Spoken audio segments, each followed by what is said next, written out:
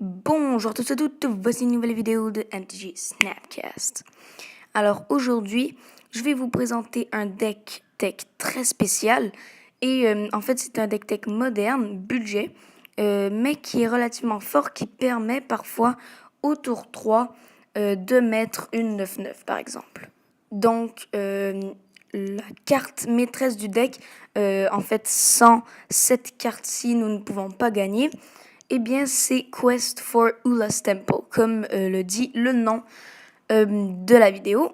Et aussi quelque chose de très important, Ula est un des anciens dieux, des dieux oubliés de Zendikar. Et Ula veut dire en fait Ulamog. Et Ulamog est un des 3 titans Eldrazi qui a envahi Zendikar. Bref, Quest for Ula's Temple est un enchantement qui coûte 1 bleu. Et au début de notre upkeep, on peut regarder au top de notre library. Et si c'est une carte de créature, on peut la révéler et mettre un quest counter sur Quest for Ula's Temple. Ensuite, Quest for Ula's Temple a un deuxième effet. Et son deuxième effet est qu'au début de chaque end step, s'il y a 3 ou plus counters sur Quest for Ula's Temple, on peut aller chercher un Léviathan, un Octopus, un serpent ou bref, une créature marine. Donc en fait, le but avec Quest for Ula's Temple est d'avoir le plus de créatures dans notre deck et seulement Quest for Ula's Temple comme autre spell. Ensuite, nous mettons plein de petites créatures qui coûtent 1 et je dirais 4 ou 5 grosses créatures comme un kraken, un léviathan, un serpent ou un octopus, etc. etc. Donc ça, c'est la technique, la tactique de jeu pour un deck Quest for Ula's Temple. Je vais vous montrer maintenant les cartes qui sont extrêmement puissantes avec ce deck.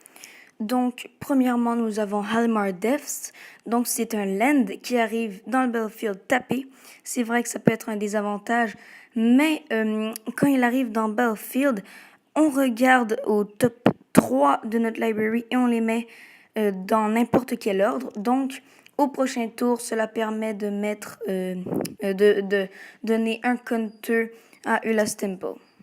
Donc, on perd un peu de mobilité, mais au moins, on est presque assuré de donner un counter à Ula's Temple. Donc, maintenant, nous avons Clock Spinning. C'est extrêmement puissant parce que ça permet de donner un autre counter à Ula's Temple pour 1 ou 2 pour 5, mais bon, ça vaut pas la peine, d'après moi, de payer son buyback.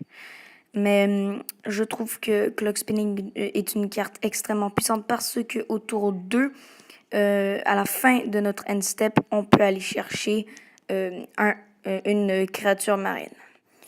Donc maintenant, passons aux cartes qui sont en fait les créatures marines comme les Léviathans que nous aurons besoin de mettre dans le deck. Donc premièrement, nous avons Stormtide Leviathan. Je l'ai choisi parce qu'en fait c'est une 8-8 qui a Island Walk et tous les lands sont des îles en plus de leur autre type et les créatures qui n'ont pas Island Walk ou Flying ne peuvent pas attaquer. Donc c'est vraiment un mélange de contrôle et vraiment d'agressif parce que on peut swinger pour 8 d'un coup. Ensuite, nous avons Simic Sky Swallower. Donc, c'est une 6-6 Flying Trample avec Shroud. Et Shroud, c'est vraiment puissant. Donc, ça empêche l'adversaire de targeter Simic Sky Swallower. Ensuite, nous avons Inkwell Leviathan. C'est une 7-11 et elle a Island Walk, Trample et Shroud. Maintenant, passons aux cartes filler. Je les appelle comme ça parce qu'en fait, ce sont pas des cartes indispensables, mais elles sont quand même utiles dans certains cas. Donc, par exemple, Sage of Epitire est une 1-1 pour 1 bleu. Quand elle arrive dans le battlefield, on regarde au top 4 de notre library et on les met dans n'importe quel ordre. Donc, ça permet de donner à Ula's Temple au moins 1 ou 2 quest counters. Maintenant, nous avons Sage Owl, donc pour 2, ce qui est moins bon. Nous avons une 1-1 flying et quand elle arrive sur le battlefield, on regarde au top 4 de notre library et on les met dans n'importe quel ordre. Donc en fait, c'est un peu comme Sage of Epitire, c'est juste que ça coûte un colorless de plus et Sage Owl of Flying. Maintenant, nous avons notre deuxième et dernier oiseau et c'est Augury Owl. Donc, quand elle arrive dans Battlefield, on Scry Tree. Donc, Scry est meilleur que Look parce que on peut le mettre en dessous de notre library si on ne l'aime pas.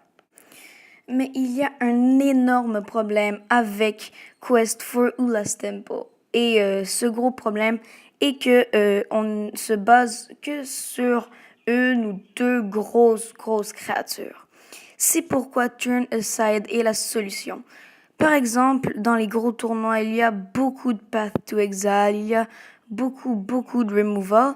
Donc, Turn Aside est vraiment l'idéal pour nous protéger nos Léviathans.